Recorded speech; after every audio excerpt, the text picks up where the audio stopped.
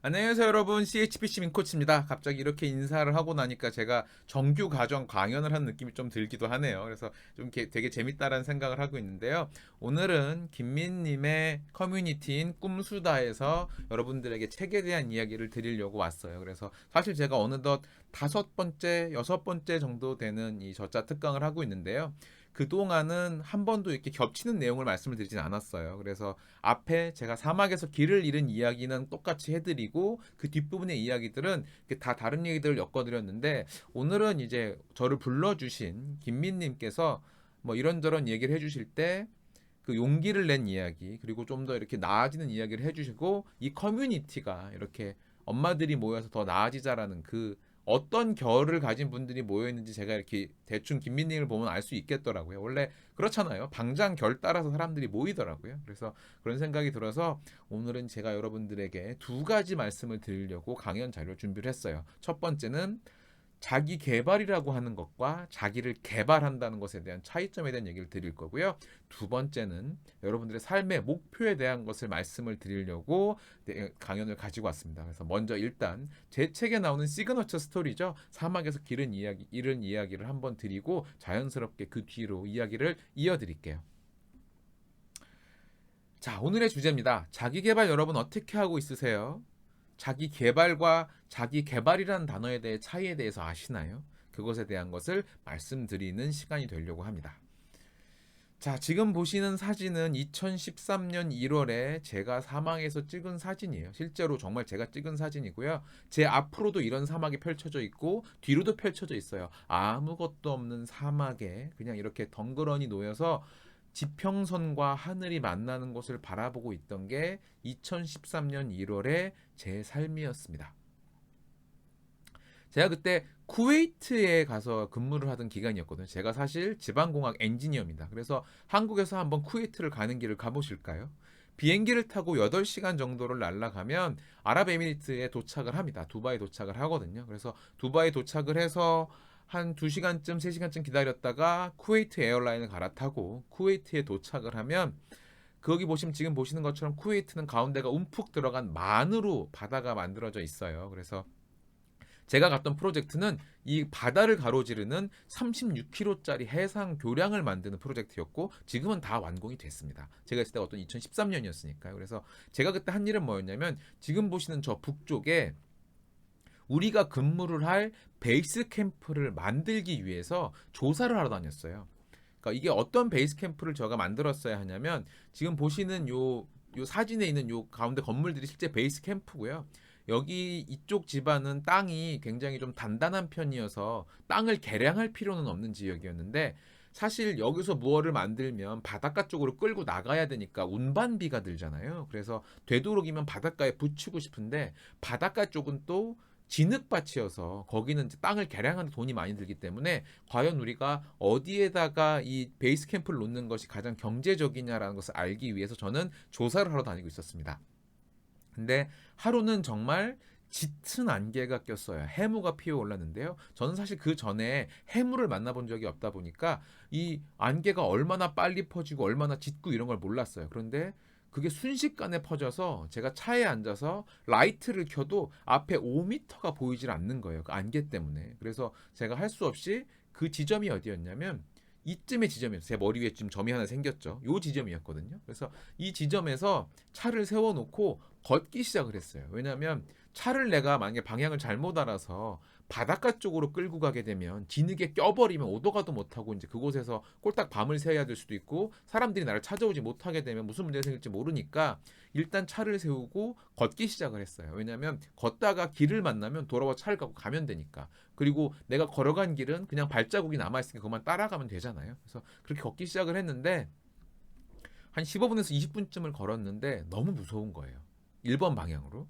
근데 여기서 조금만 더 갔으면 아마 길이 만났을 텐데 그것쯤 못 가고 그냥 제가 너무 두려운 바람에, 그런 얘기들 사람들이 하거든요. 막 사막을 있다 보면 막 그런데 전갈 막 이런 것도 있지 않냐 막 이런 얘기들 같은 게 들은 게 생각이 나서 무서워서 돌아왔어요. 그리고 돌아왔다가 차에 잠깐 앉아 있는데 이 방법이 없는 거예요. 안개가 거치질 않으니까. 그래서 다시 걷기 시작을 한 게 2번 방향으로 걷기 시작했습니다. 만약에 이 방향으로 끝까지 걸었으면 큰일 날 뻔했어요. 그냥 사막으로 계속 가는 길이었거든요. 그런데 여기도 마찬가지로 한 15분 정도를 걷다가 무서워서 돌아왔어요. 두 번을 갔다 오고 났는데도 차에 앉아서 힘은 들지. 그런데 갈 길은 모르겠지라고 하니까 마지막에 제가 어떻게 결심을 했냐면 에라 모르겠다. 이번에는 길을 만나든 바다를 만나든 끝까지 걸어가 보자라는 마음으로 걷기 시작을 했고 그렇게 저는 3번 방향으로 걸어가서 한참을 걸어간 끝에 바다를 만났습니다. 바다를 도착했을 때 좀 힘이 풀려서 다리에 그러니까 주저앉기도 하고 막 넘어져서 뒹굴기도 하고 그랬는데요. 거기 바닷가에 도착했을 때 그 모습이 어땠냐면요. 하늘에 태양이 아직 떠 있기는 한데 안개가 짙으니까 그 동그란 모양만 남아 있고요. 그다음에 아까 보신 것처럼 이렇게 만으로 이루어진 바다니까 큰 파도가 치진 않거든요. 그러니까 자박자박한 물이 앞으로 들어오고 있고 그 바닷물이 자박자박 들어오는 거에 실려서 약간 짭조름한 바다 냄새가 나고요. 그리고 진흙탕이니까 진흙의 냄새가 나고 그 육지에서 불어오는 바람의 간간이 모래 냄새가 사막 특유의 모래 냄새가 있거든요. 그 매우 이렇게 가는 모래들 냄새가 나는 게 있는데 그 냄새가 같이 나더라고요. 여러분들은 그런 곳에 가면 어떤 생각이 드시겠어요? 제가 거기서 처음 생각했던 건 뭐냐면 아 여기가 세상에 끝이 있다면 이런 모습이 아닐까라는 생각을 했어요. 정말 세상 끝나는 곳이라면 이런 모습이 아닐까 하는 생각이 들고 그 다음에 곧바로 이어서 든 생각은 뭐였냐면 내가 어쩌다 여기서 일하고 있지? 라는 생각이 딱 들더라고요. 그리고 그 생각이 들자마자 저는 곧바로 엄마를 찾기 시작했어요.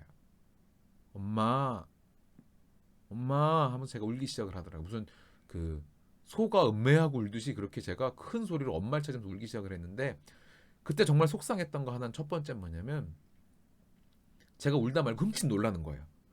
누가 나 안 쳐다보나 하고. 아, 그 사막에 혼자 있는데 누가 나 안 쳐다보는가 하고 놀래버렸던 걸 보니까 내가 이렇게 남들 눈치를 보고 살았구나라는 생각을 처음에 했고요. 그 다음에 이어져서는 엄마에 이어서 그때 갓 돌이 지났던 제 딸아이 그리고 와이프, 아버지, 동생들 생각이 나더라고요. 아, 내가 이 사랑하는 사람들한테 과연 지금께 어떻게 대했지라는 생각이 들고요. 그렇게 해서 한참 거기 서서 울고 바다를 바라보고 그러다가 숙소로 돌아왔습니다. 그날 밤에 잠이 잘 안 오더라고요. 이게 나한테 방금 일어난 일이 대체 무슨 일이지? 라는 생각으로 정리를 하느라고 밤에 거의 잠을 못 자고 막 이런저런 말들을 쓰고 정리하고 하다가 결국 제가 노트에 정리한 말은 이 네 가지였어요. 첫 번째는 내가 가고자 하는 길이 명확한 걸까? 두 번째는 내가 살면서 방황을 하는 건 당연히 맞는데 누구나 방황을 할 테니까 적어도 내가 가고자 하는 길 위에서 방황을 해야겠다는 생각이 들었어요. 그리고 세 번째는 엄마, 가족들 생각났잖아요. 사랑하는 사람들을 잊지 않았는가라는 생각이 들었고요. 네 번째는 오늘 하루 종일 걸어 다녔는데 내 인생은 한 걸음이라도 나아가고 있는 걸까? 라는 질문이 나오더라고요. 그리고 이게 굉장히 아픈 질문이 됐어요, 저한테. 그리고 다음 날 자고 일어나서 일을 또 하게 됐죠. 그리고 일을 막 이제 마무리해서 마지막에는 제가 길을 잃었던 지점을 찾아갔어요. 그래서 저 자리에 찾아가서 서서 내가 1번 방향으로 걸어갔을 때 그 생각, 2번 방향으로 걸었을 때 생각, 3번 방향으로 걸었을 때 이렇게 떠올리면서 제가 마지막으로 제 마음에 품었던 질문이 뭐냐면 이게 진짜 내가 바라는 거였을까?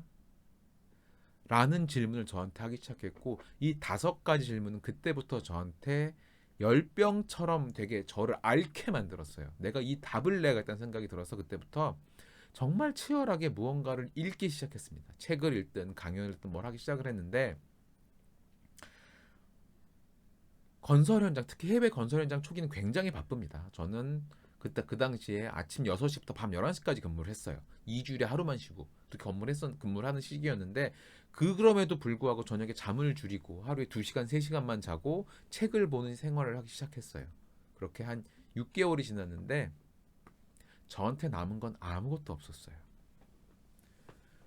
마치 모래밭에 제가 이렇게 가서 손으로 모래를 들어서 이렇게 쥐고 이렇게 손을 펼치면 모래가 손 손가락 사이로 확 흘러내리잖아요. 그런 기분이더라고요. 나한테 남는 게 아무것도 없는 거예요. 그리고 저는 아프기 시작했습니다. 이석증이 심하게 오기 시작해서 툭 하면 쓰러졌었어요. 자다가 일어나다 막 픽픽 쓰러지기 시작했는데 정말 이러다 죽을 수도 있겠다는 생각이 들더라고요. 운전하다가 이석증이 와서 어디 가서 거꾸로 처박아 버리면 내가 죽을 수도 있을 텐데 라는 그런 고민을 하면서도 이 질문만큼은 답을 내고 싶다는 고민을 너무 많이 했어요. 하지만 결국 답을 얻지 못했고 저는 엄청나게 좌절을 했습니다.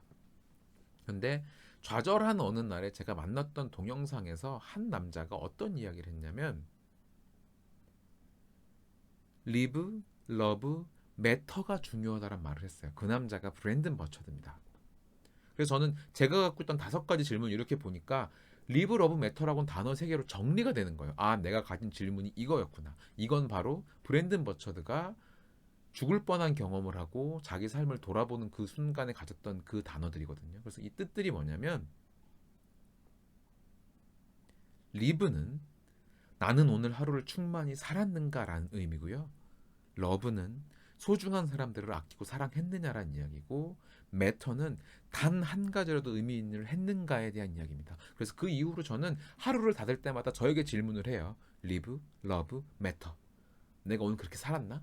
제 하루를 닫는 질문들입니다. 그리고 어떤 때는 잘했지만 어떤 때는 못하기도 하죠. 그게 우리 사는 모습이니까요. 다만 오늘 하루 잘 못했다면 내일은 그거 조금 더 잘하고 싶어 하는 거. 그렇게 저는 하루하루를 살아왔던 것 같아요. 그런데 제가 방금 얘기를 했을 때 분명히 현장에서 6개월, 7개월을 정말 치열하게 살았다고 말씀드렸잖아요. 근데 왜 저한테 남은 게 아무것도 없을까요? 그것에 대한 이야기를 드리려는 게 오늘의 진짜 주제에 대한 이야기입니다.